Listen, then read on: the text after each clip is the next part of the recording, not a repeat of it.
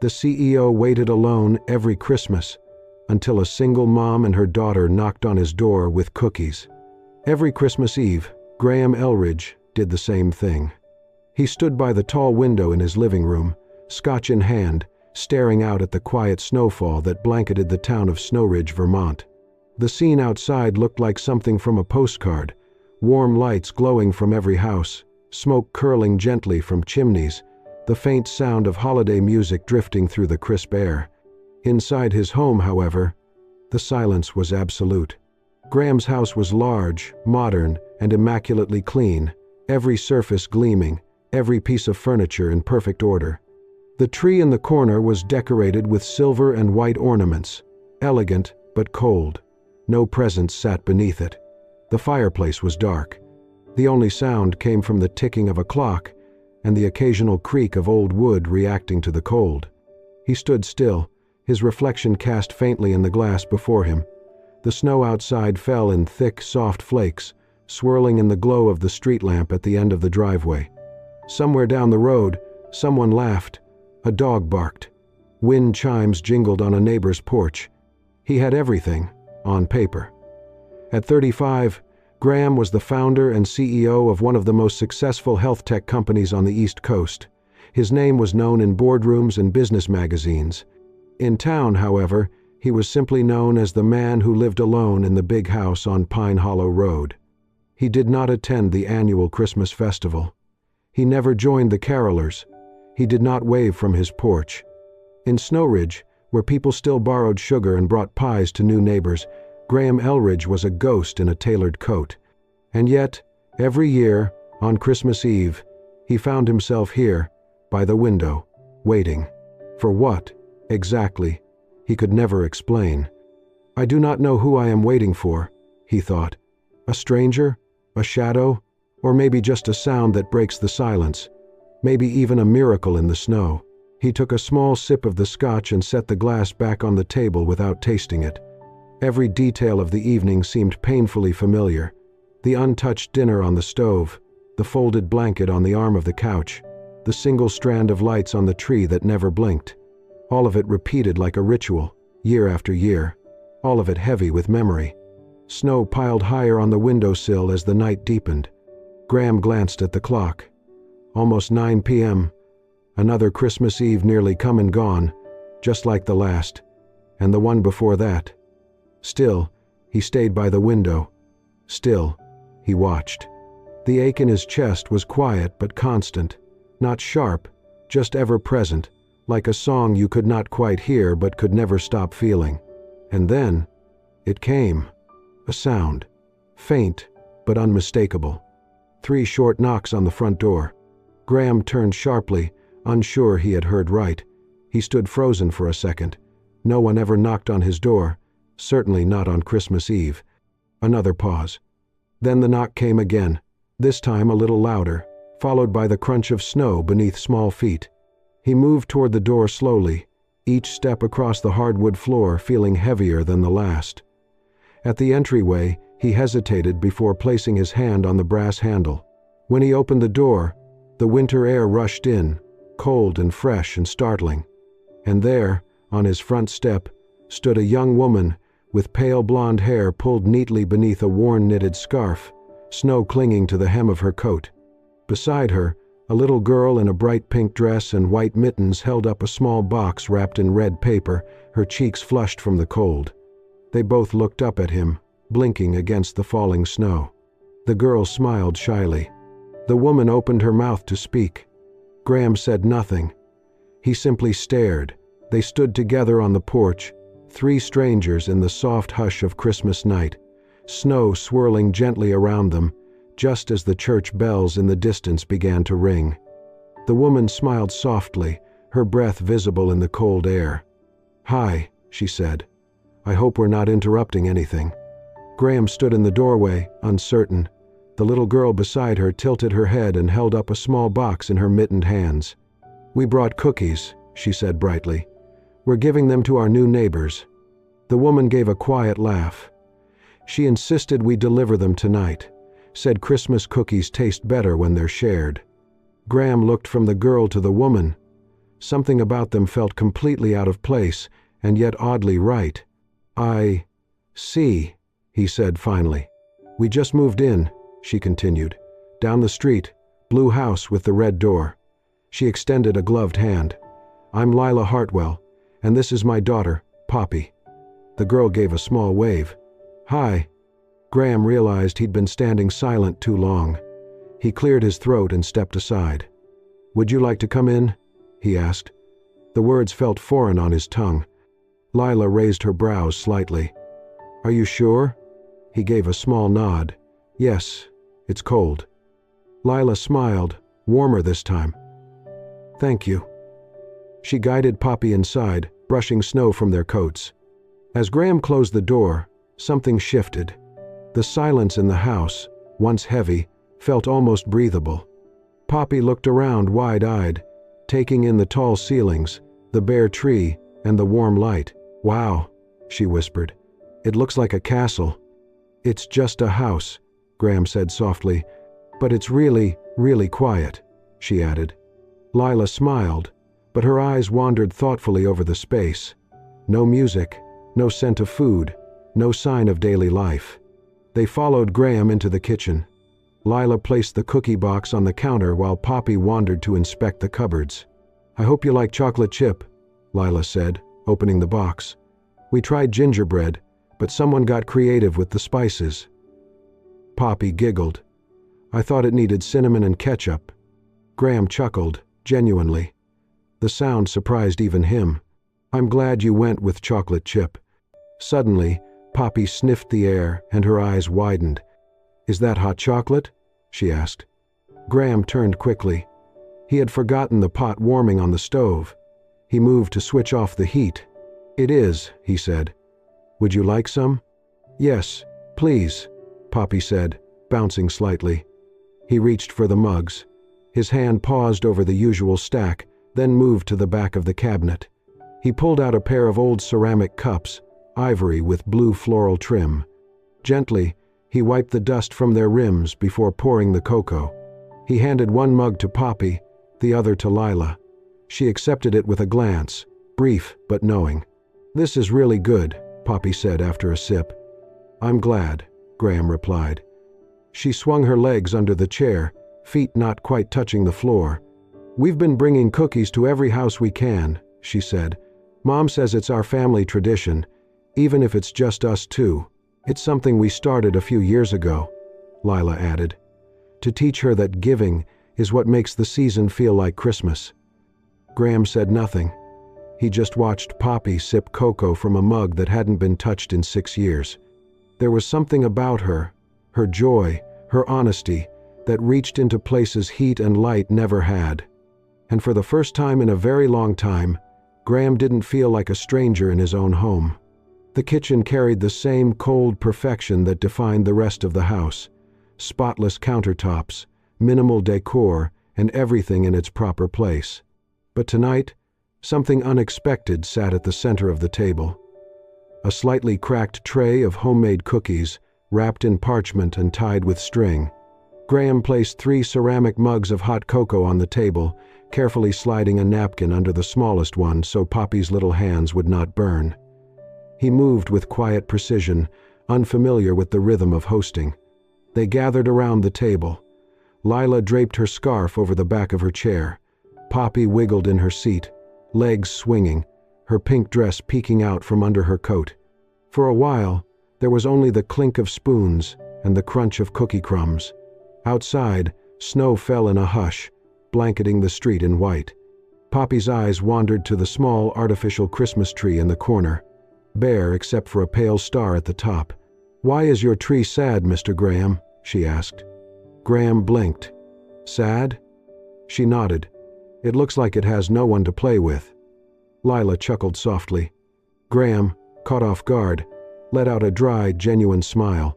"Well," he said, "it's been living alone for a while. I guess it got used to it." That answer seemed to satisfy her, for the moment.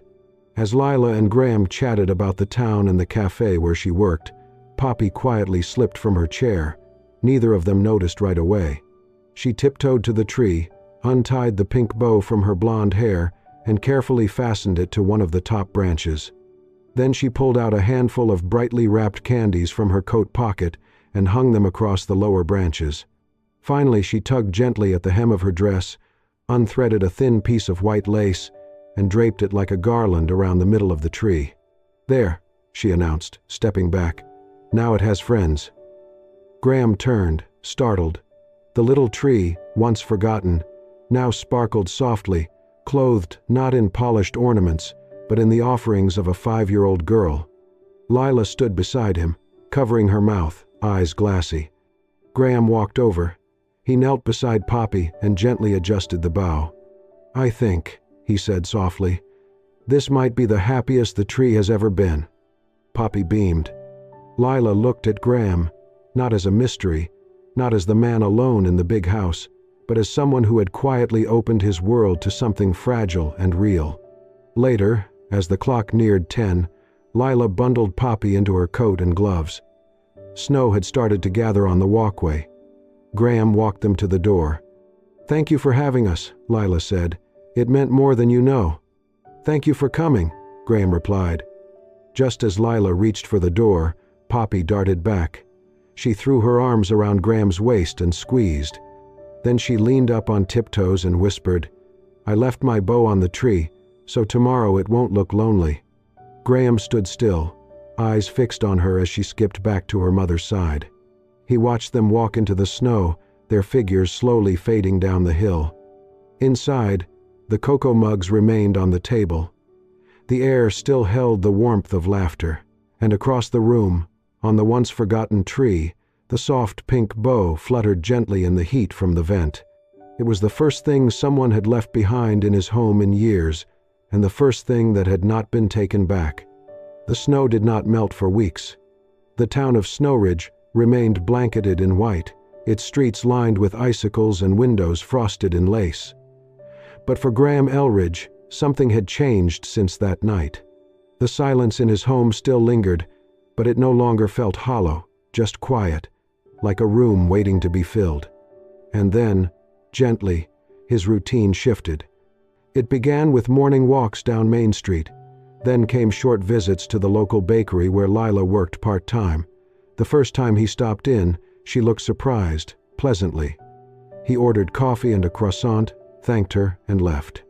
The next day, he returned. Poppy was there, sitting behind the counter with a coloring book and apple juice. When she saw him, her face lit up. "Mr. G," she called. The nickname stuck. Soon, Graham came in daily. Sometimes he stayed 5 minutes, sometimes 20. He asked Lila about her dream of opening a cookie stall at the winter market. She laughed it off, saying she lacked the time, money, and paperwork. Graham just nodded. A few days later, an email arrived in her inbox, a local grant application from a new startup initiative backed by Elridge Innovations. No signature, no explanation. But Lila knew. She never mentioned it. Neither did he. Meanwhile, Graham and Poppy grew close in the effortless way that only happens when someone listens, really listens. She invited him to the winter craft fair. He showed up, awkward in a scarf, holding cider and pretending not to smile. She talked him into helping her build a snowman in the town square. He did, leather gloves and all. At the library's holiday story hour, he sat beside her, reading aloud in silly voices while she giggled through every page. "Mr. G reads funny," she whispered to Lila later. "I like it."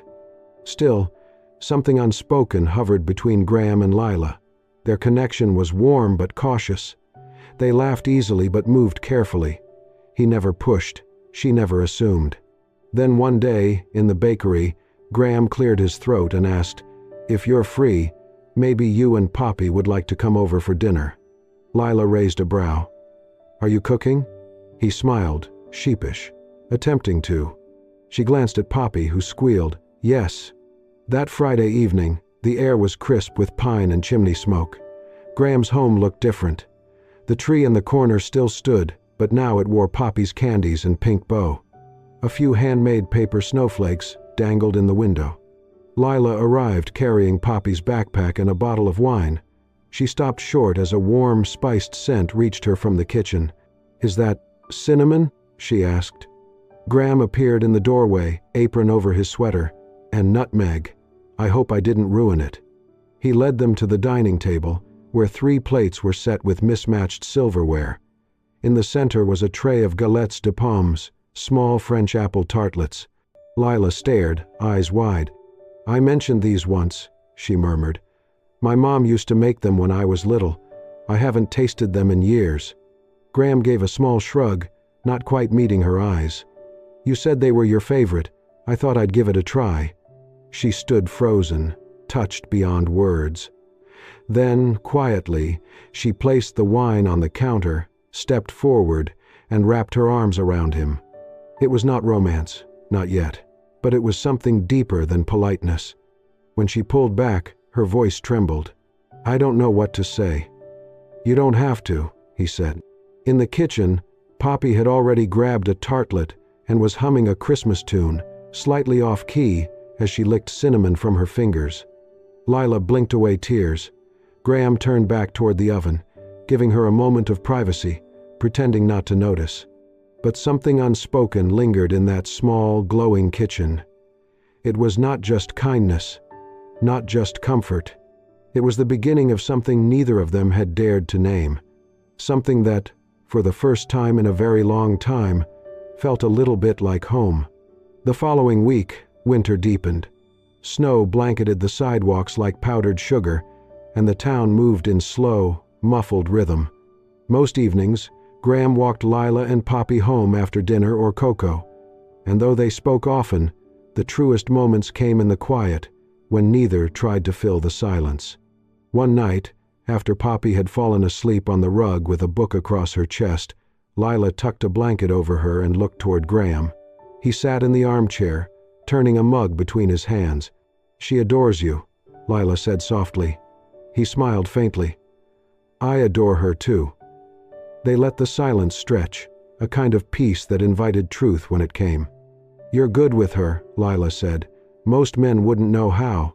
But you, listen." Graham's gaze drifted to the fireplace, long gone cold. "I think it's because," he said quietly, "I always thought I'd be a father." Lila turned, eyes softening. "My wife was 6 months pregnant when she died," he said, setting down his mug. "Car accident. It was snowing that night."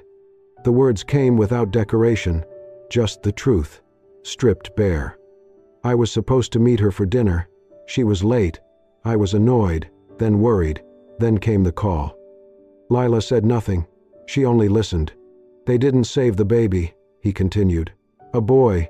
We'd just picked his name." He swallowed hard. "After that, I worked. That's all I did. I even tried to adopt later, but they said I wasn't suitable." He gave a small, bitter laugh. "Too isolated, too unstable. They weren't wrong." Lila crossed the room and sat across from him, elbows on her knees. "That's not who you are now." He looked at her, but his voice stayed quiet. "Maybe not anymore."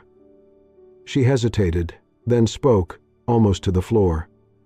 "Poppy's dad left when I told him I was pregnant. Said he wasn't ready. I haven't seen him since." Graham's eyes softened. "It was hard," she said, "not just raising her. The judgment, everyone thinking I'd ruined my life." "You didn't," he said simply. "Not even close." Their eyes met, holding steady. There was no pity, only understanding. Two people who had lost differently but deeply. For a long while they sat in silence. The air felt fragile but calm, two quiet hearts learning to breathe and sink again. Eventually, Lila rose, gathered her sleeping daughter into her arms, and thanked him for the evening. When the door closed behind them, Graham remained in the dim glow of the lamp, the ticking clock marking each second of the stillness. Then his gaze fell to something on the table. The cookie box. It still sat where Poppy had left it the first night. Red cardboard with a crumpled corner and a faded green ribbon. He hadn't moved it. Neither had they. He reached for it slowly, fingers brushing the edge. For a moment, he simply held it, feeling the weight of what it represented, not sugar or flour or ribbons, but something far rarer, connection. For years, he had kept every surface spotless, every schedule rigid, every emotion filed neatly away. But now, looking at that simple little box, he felt the walls he'd built start to bend. The tears surprised him. They came softly at first, like snow melting from a roof, then faster, until he could no longer hold them back. He bowed his head, shoulders shaking in the silence, the box cradled in his hands. He cried for the boy who never came into the world, for the woman he lost, for the years he'd hidden behind success and solitude, and for the small, miraculous chance that maybe, somehow, life was offering him one more try. Not the same dream, not the same family, but a second chance, to love, to give, to open the door again, not just for others, but finally, mercifully, for himself. It began with a knock at Lila's door. Not Graham's this time, hers. She opened it to find a man standing on her porch, wrapped in a too-new coat, a duffel bag at his feet, and a look on his face that made her stomach twist. "Lila," he said, as if his voice still belonged here, "we need to talk." That man was Daniel Reeves, Poppy's biological father, the man who had walked out the moment Lila told him she was pregnant 5.5 years ago. Now, without warning, he was here, in Snow Ridge, and claiming he wanted to be part of his daughter's life. But he was not here to ask. By the end of the week, Lila received an official letter from a local attorney. Daniel had filed for partial custody. He had moved to Vermont, found temporary work, and claimed he was ready to step up. Lila sat on the floor of her living room, letter trembling in her hands. Poppy was at school, Graham was at work. She had never felt more alone.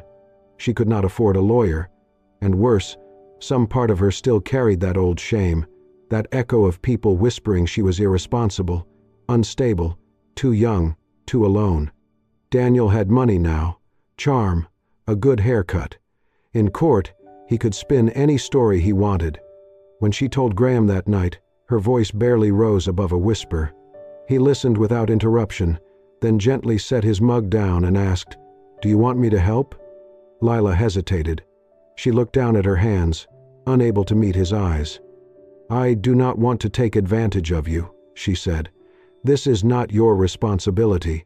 I am embarrassed even saying it." Graham stepped closer. "Lila," he said quietly, "you never asked me for anything. I am not doing this because you begged me or because I feel obligated." He waited until she looked up. "I am doing this because you and Poppy deserve someone to stand beside you. That is all. You do not have to carry this alone." Her throat tightened. She nodded, tears threatening to spill, but she kept them in. Within 2 days, Graham had quietly hired one of the most respected family law attorneys in the state. Lila protested at first, but he only said, "Let me do what I can, please." He also agreed to serve as a character witness. The courtroom was small and wood-paneled, tucked away in the next town over. Lila sat stiffly beside her attorney while Daniel leaned confidently across the aisle. Graham sat in the second row, his suit immaculate, his face unreadable. Then the judge called him forward. Graham stood, straightened his jacket, and walked to the witness stand. He spoke clearly, calmly. "I have known Lila Hartwell and her daughter for several months," he began. "In that time, I have watched this woman raise a child with more love, grace, and strength than many two-parent households I have seen." He paused, locking eyes with the judge. "Poppy is happy, well cared for, deeply loved. She is thriving, because of her mother." Daniel's lawyer tried to rattle him with questions about his connection, his intentions, but Graham held firm. "I am not family," he said, "but I care deeply about them. And if this court is worried about whether Poppy will have a stable, safe life, I would offer anything I have to ensure it." Then he turned slightly, voice lowering just enough to soften the room. "If what Poppy needs is a father figure, if she needs someone who will be there, day after day, in every quiet moment that matters, then I am ready." He looked directly at Daniel. "Not because I want to replace anyone, but because I will never walk away." Silence fell across the courtroom. Even the clerk paused in her typing.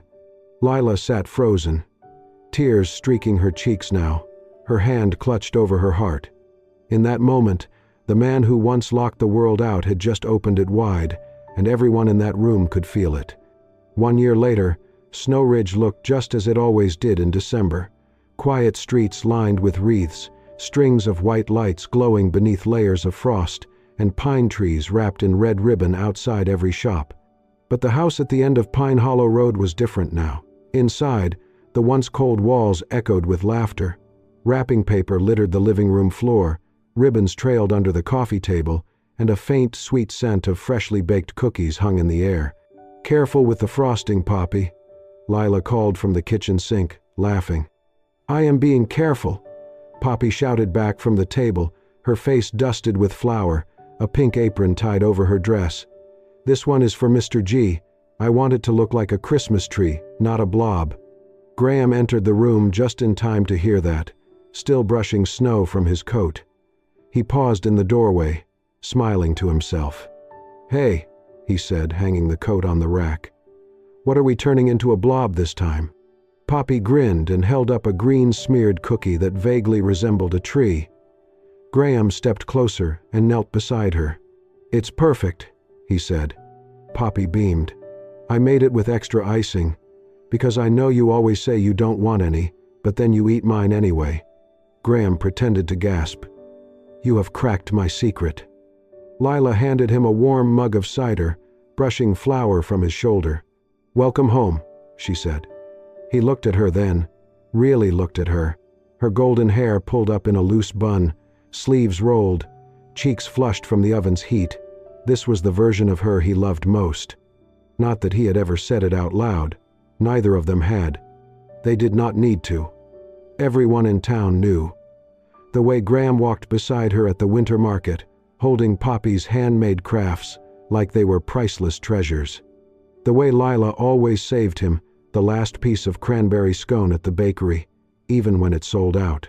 The way he showed up at school, plays and snowball fights, with thermoses of cocoa and mittens tucked in his pockets for emergencies. They never announced they were together. They did not have to. And when the judge finalized the paperwork 2 months ago, officially approving Graham's adoption of Poppy as her legal guardian, no one questioned it, not even the town gossip. After all, he had already been showing up for her every day. He never tried to replace anyone.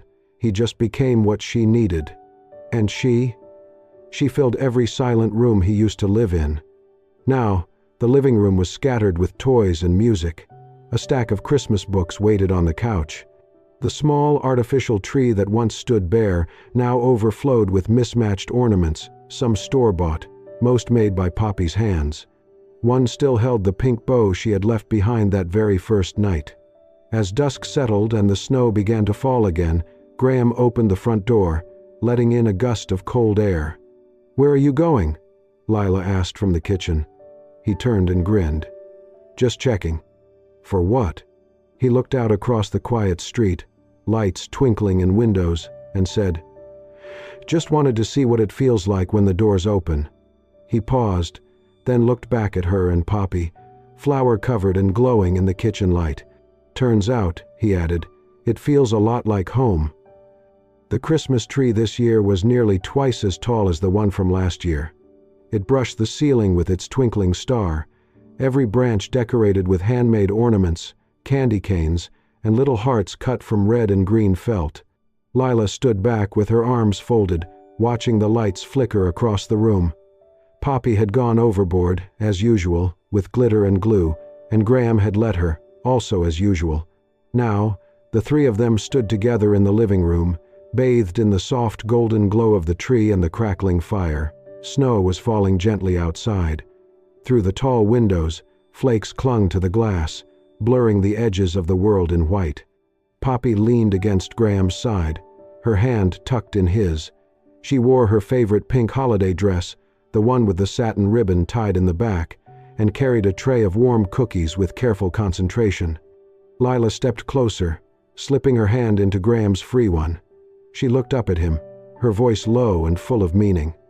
"You saved us," she whispered. "Me and Poppy.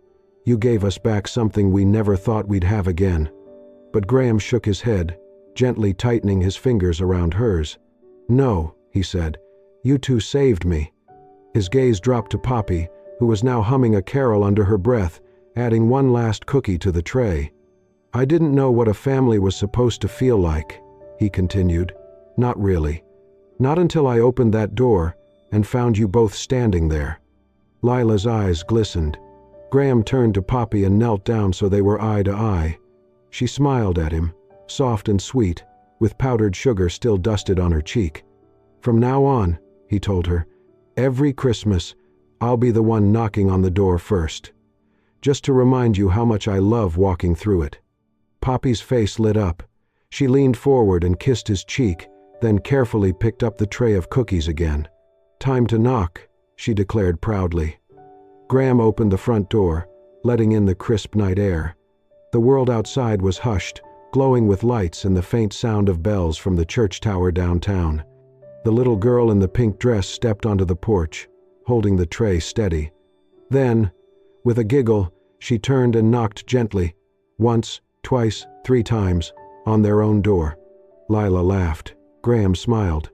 The door was already open, but it did not matter, because this time the knock was not about entering, it was about welcoming others in. Across the street, a moving truck was parked outside the small cottage on the corner. The porch light flicked on as Poppy called out, "Cookies for the new neighbors." Inside, the warmth of home followed them.